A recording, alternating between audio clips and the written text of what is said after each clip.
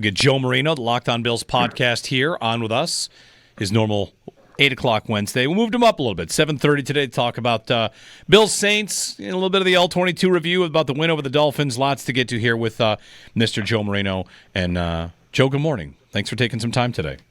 Good morning, Jeremy. Hope you're doing well. Doing all right. I wanted to get on the defensive line. Sal and I and Joe were just talking about it, like some of the roster decisions, whether or not Landon Jackson gets a jersey. I want to talk about Rousseau. I want to get to a bunch of stuff. But I wonder what you would say about the Bills' defensive line as a whole. Because somewhere along the way last week, we were talking about the Bills blitzing and what they do, and found in all the numbers that the Bills are the number one team in the NFL in pressure rate. And yet, I think you'd have a lot of people that say it feels like their defensive line is not getting home. So kind of, taking what Mitch Morse had to say there, like, what are you seeing from this Bills defensive line 3 weeks in? How upgraded it might be? We know it was a focus of what they wanted to do this offseason, and we know there's more coming. But as it stands today, like a state of the union on the defensive line, what are you thinking?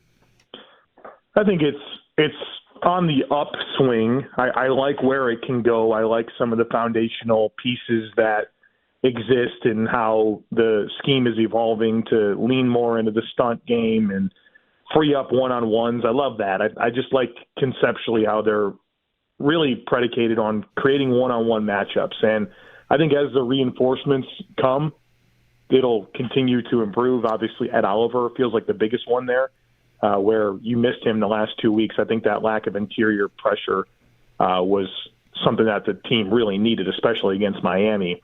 And then you layer that with Michael Hoyt, and I think that's going to be a big-time addition. I love what I saw from him out of the preseason, and starting to think about some of those combinations with Hoyt and Bosa and Rousseau and Oliver. You can get after some people, and I think those types of pieces, especially Oliver and Hoyt, that's where your stunt game's really going to take the next step because of how athletic those guys are, how versatile they are, guys that can really turn tight, steep angles and get to the quarterback. So I think it's all evolving, and I think you can look at it right now and have a level of disappointment, but I think you are aware of the context and kind of where it can go. And then I think as you get players back in the back seven as well, I think that'll help your rush. So I think it's been okay, but I'm really excited kind of for where it can go. So some of the disappointment, I think, Joe, is in Greg Rousseau. And I know you've talked about him a bit, and you say one thing you're seeing from Rousseau is that he maybe is pressing in his game. So what is it that you see that leads you to think that's what's happening? Well, I think sometimes a defensive lineman can try to seek out plays instead of just letting it come to you. I thought we saw this with Ed Oliver kind of at the beginning of last year where you're just trying to make splash plays, and that's just not how you make splash plays. You make splash plays by doing your 111th, playing your technique, and if you do that, you're going to be in those positions.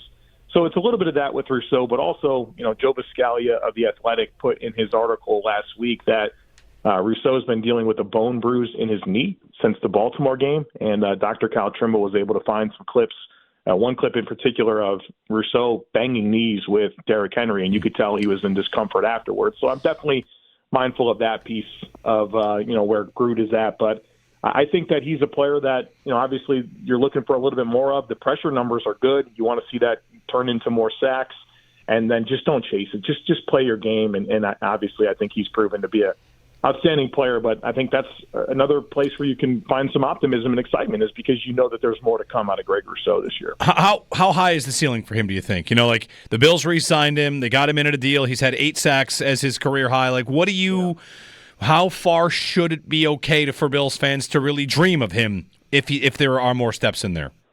No, I think you have to accept him for who he is, which I think is probably a 7 to 10 sack a year type player that's going to be an A-plus guy against the run. He's not a sack artist, right? He's not a Myles Garrett or a Max Crosby or Nick Bosa type player. That's not who he is, and he's also not paid like those players. He's paid half of what those players give. And so I think you have to appreciate him for what he is. And I think part of the disappointment with Greg Rousseau is there's this expectation that he's supposed to be that type of player. And I think once you can disconnect that and appreciate him for who he is and how he's actually paid relative to defensive ends, you're going to see a really good football player, but stop expecting him to be Max Crosby or Myles Garrett because you're going to find yourself disappointed. Well, again, kind of an extension of what we were just talking about, Joe, about the line and eventually these suspended guys will come back. Have you thought at all about players that might have to step up their game if they're going to, maybe stay on the roster, let alone get a game day jersey once those guys come back? Yeah, it's a really good question, and I think that's what a big part of the next 3 weeks are. And I think that's why Landon Jackson needs to get a jersey for 3 weeks and kind of figure out what you have in him, because I think there are some big-time dominoes, because your top three are very clearly going to be Hoyt, Bosa, and Rousseau, probably not in the order I just said, but after that, where did the snaps come from? Last week, the fourth defensive end, when you needed it, was Javon Solomon. He played 9 snaps. So was that now Epinesa? Is Epinesa going to help balance things off with the top three? Does Jackson show you something that gets him a jersey and gets him on the field? I think this next 3 weeks is pivotal for that piece on the edge, and then even on the inside as well, where honestly I didn't love what I saw from Larry Ogunjobi over the preseason and training camp, but I haven't seen enough from the TJ Sanders in particular to feel like I don't want to see Larry Ogunjobi. And so I think both Sanders and Walker need to show even more. I know there's a lot of excitement for what Walker did last week, and there should. He made some huge impact plays, but I think most people that watch film and study it will tell you that, hey, he did do that. But, yeah, there was some really fatal errors against the run earlier in that game where he freelanced and cost the team. And so, yeah, you want to be able to trust these guys when you put them in there. And I think you've seen the rookie on both of those players a lot. And obviously you want them to play and get experience, but that was kind of what they have this opportunity to do right now. And as that stabilizes over the next 3 weeks, I think that's going to decide who gets that jersey on game day to go with Ogunjobi and Oliver and Jones. Saints, Patriots, and Falcons in this stretch, and then the bye week, right? And then you got your returning players. Joe, like you're kind of painting a picture here of these dominoes falling, that this 3 weeks, while, we might zoom out and watch the Bills and think they're going to go 3-0 and their point differential is this, that the Bills really have this 3 week and then bye crossroads at the position on defensive line? Yeah, I think there's a mini roster reset in some ways coming out of the bye, whether it is this defensive line stuff. There's Tylen Grable to get back on this roster at offensive line. There's Maxwell Harrison to get back on this roster. There's things to figure out, and I think you're going to have 4 additions to your 53, which means there's 4 spots that need to be vacated. And I think this next 3 weeks is going to really dictate a lot of that. And so, yeah, it is defensive line mostly, but it's corner. And I think Ingram's on notice. It's receiver, potentially, where you have Curtis Samuel, who's been inactive. Is that where you find a spot for Grable? Do you go to Chase Lunt? Is he bumped off the roster? There are some pieces here that are going to be changing, and I think there's a 3 week runway right now, combined with the previous 3 weeks, that are going to decide a lot of that. It's almost like a second cutdown day, like very unique, and you could add in the IR guys too. It's not often we're going to get, I think, a situation in season like this. Yeah, the way that times up, because look, I know that Grable and Harrison can come back sooner, but I just feel like they're going to take their time there. Mm-hmm. I really do. And when you have that bye week where it is, and coming out of it, the Carolina game into Kansas City, it feels like the right opportunity to make sure that guys are not only fully healed, but ready to play. You think about Harrison; he's missed so much time, which you hate that, but it's just true. When's the last time that guy practiced? Do you really think he's going to step into an NFL game here after this season, after this week, when he's eligible to come off IR? I think you take advantage of this runway to build the callus, make sure that they're ready to go mentally, of course, that they're healed physically, and then you have this opportunity out of the bye to work your pieces back in and hopefully find your stride as a football team to go on a great run. Joe Marino, Locked On Bills podcast. Lots on the defensive line here, lots of good stuff. Before we let you go, Joe, on the offense, I know it's been a big kind of topic around town, the depth of target for Allen, what this offense has kind of looked like in certain spots.